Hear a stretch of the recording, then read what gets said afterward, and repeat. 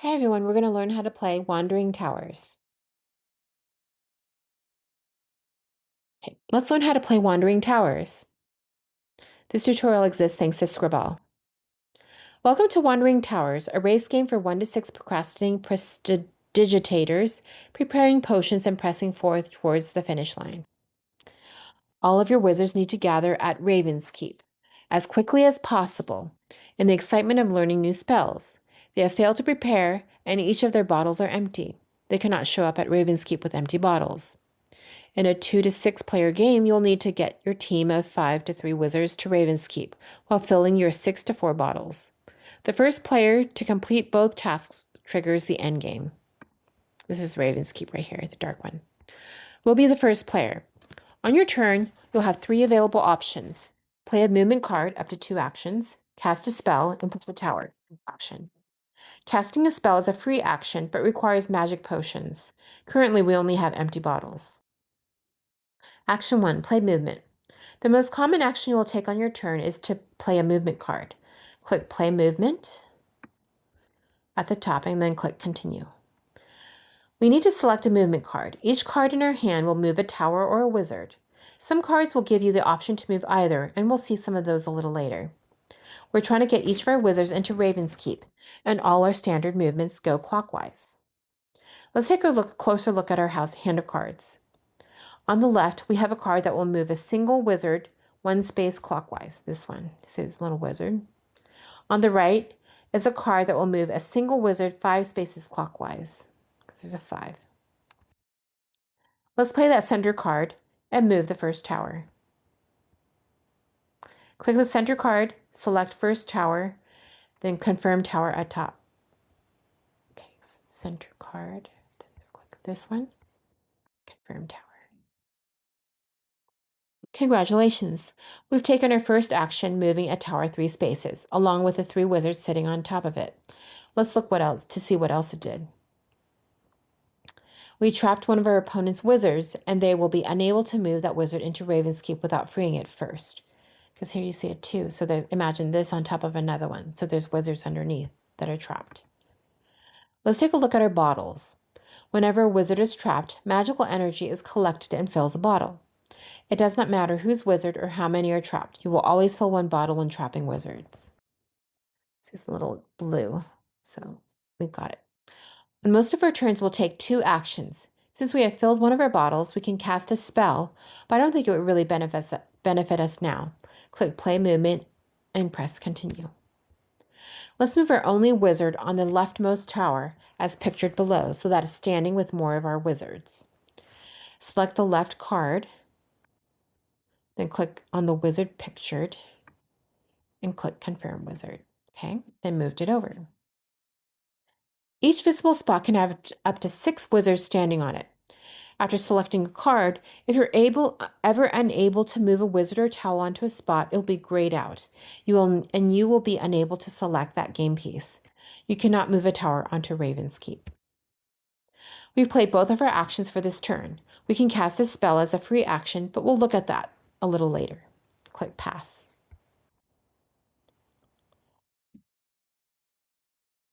Okay. Our opponent moved a stack of towers. When moving a stack of towers, you can choose how many towers to move. We'll look at that more closely later in the tutorial. Let's take a look at this movement card. Okay, this movement card in the middle of our hand. It will allow us to move either a tower or a wizard, but it has a die on it instead of a number. When this card is played, a die will be rolled, and that is the movement that can be applied to either a tower or wizard. Let's go ahead and play that card. Click Play Movement and select the middle card and confirm move. We rolled a 3. See right there. Let's move a tower. Click Tower at the top and click Continue. Click on the tower with the 4 wizards on top of it to move that one. Okay. This one, and click Confirm Tower. Okay. It's time to play another movement card, but you're already familiar with movement cards, so let's skip ahead to our next turn to learn something new.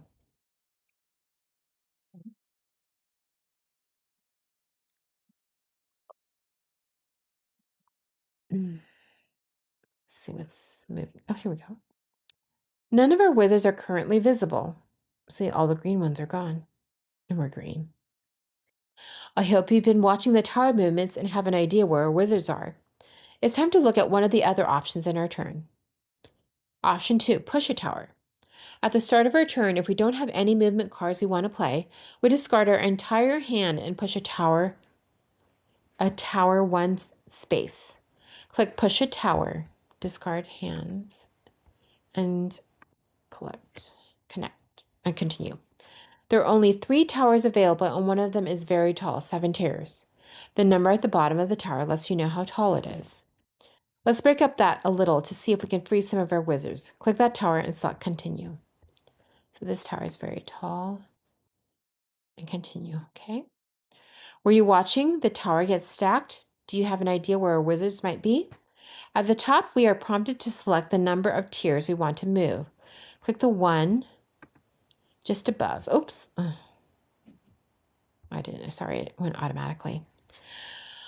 We moved the top tier forward 1 space and freed 3 of our wizards. It's time to look at spells. In a game with a beginner setup like we have here, the same 2 spells are the only ones available. We can spend 2 potions to advance a wizard, 1 space left spell. Or we can spend 1 potion to advance a tower, 2 spaces, right spell. Which do you think will help us out more here? I hope you said advance a tower. At the top, press cast spell, and you'll see both spells available to us are the only ones lit up, these 2. Oop. Click advance a tower on the right to select it, and then click continue. So cast spell. Click advance a tower, continue. Let's break up the large tower more to see if we can free our other 2 wizards. Click on the middle tower with a 6 under it. Okay. And when you're asked how many tiers you want to move, click 2. Okay, there they are. Rats, I could have sworn it was going to free another wizard. Oh well. Notice that we only have 1 magic potion, and while we started with 6 bottles, we only have 5. The bottle we used to cast this spell was discarded, and we do not need to refill it. Some spells will let you move counterclockwise. Our closest wizards are now 6 spaces from Ravenskeep. I hope we can get there before our opponent does. Okay.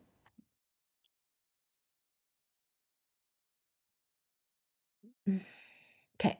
Our opponent is only 1 space away from Ravenskeep, and I see we have a new card to look at. Okay. The card on the right is close to one we've seen before, but if you look at the icon in the corner, it has a dice on it. Okay. It has it has 2 dice on it. So 2 dice. Click play movement and select the right card. Click confirm move. Okay. Since this card has 2 dice on it, we get 1 free reroll. I don't like that 2. We got a 2, so let's reroll it. Click reroll. 1. We got a 1. Normally you might be disappointed rerolling a 2 and getting a 1, but in this instance, a 1 is better. Click on the tower that has 3 wizards on it to imprison our opponent's wizard and tell BJ to move 1 tier. Okay, and we'll move 1 tier. See, it covered that one.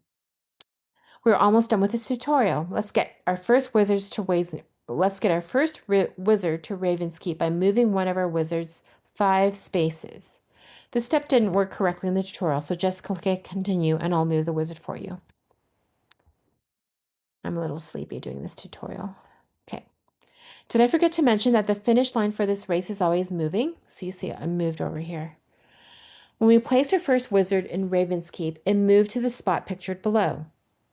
When a wizard enters Ravenskeep, it will move to the next spot with a raven crest on it. So you see the little raven crest right here, like right here. Okay, which may be a tower or it may be a terrain like the spot pictured. There's one small exception. Our 2 visible wizards are sitting on top of a crest right here. You see the crest. If that had been the next crest in line, Ravenskeep would have skipped that spot and continued to the next crest. Ravenskeep will never land on a wizard. Moving a wizard to Ravenskeep will end your turn even if you've only taken one action. When Ravenskeep lands on a tower, you're able to move that tower and Ravenskeep with it. If you look at our player panel, we have one wizard in Ravenskeep and 3 empty bottles.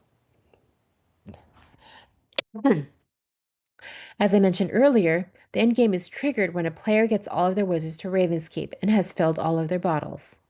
The round finishes. If another player is able to complete both goals, the one that has the most unused potions remaining is the winner.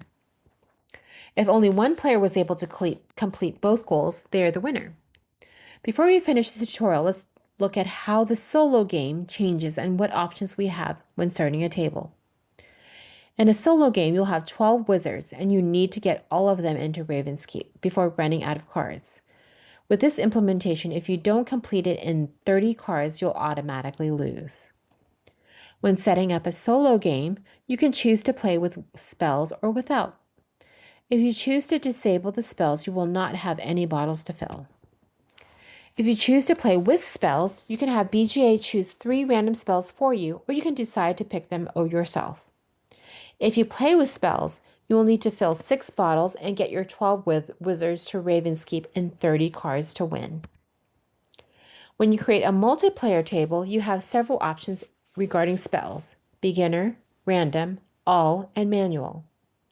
Beginner will only have the 2 spells we had available to us in this tutorial.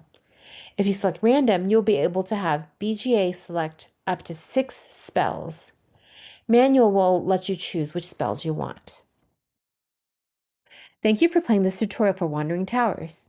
If you have any questions or comments regarding this tutorial, please send a message to Scribble. We'd like to thank everyone involved in bringing this game to BGA. The designers Michael and Wolfgang, artist Michael, publisher Capstone Games, developer of this implementation is Fearin. Good luck and have fun. 5 stars. Okay, thanks for watching.